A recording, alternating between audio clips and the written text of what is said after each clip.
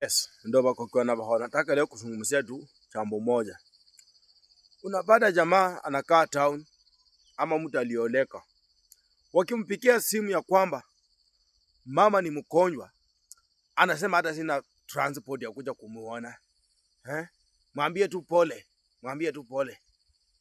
Lakini mama akikufa anapata transport hiyo usiku anakuja anamuona.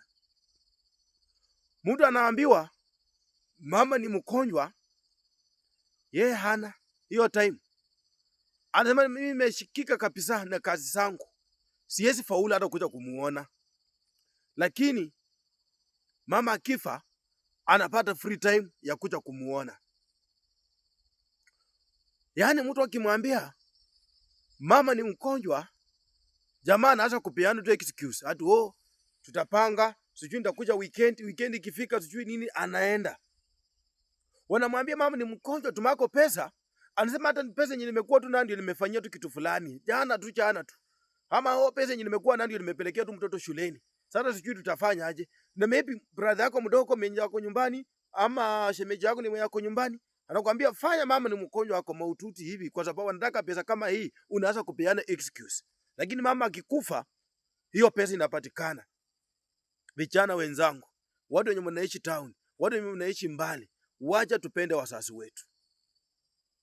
Hakuna haja msasa akufe.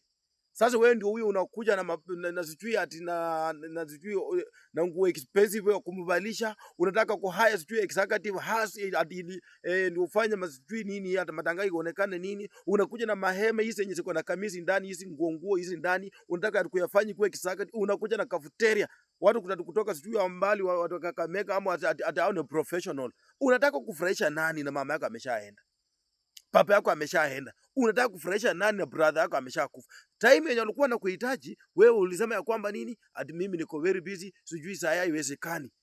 Hata hiyo usaidizi yako haiwezi hata kusaidia. Yaani mnataka tu kujicho watu waone ya kwamba sijui mtawai matanga yake imekuwa nini sijui nini, kwendeni huko. Mimi wanapoeka tu kabisa. Kuna mtu mahali sana anatamani hata sauti tu ya mama yake. Kuna mtu hata mahali anatamani hata kuonako tu hii picha tu ya kwamba ya baba ama ya mama yake. Lakini imeshindikana.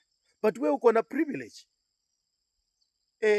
Watu wangu, tusifanye hivyo. Mimi kama bako kwa na baholo, hii kitu inanisinya tena sana. Asanteni. Endeleeni kunifollow kwa TikTok, kwa YouTube, hata kwa Facebook.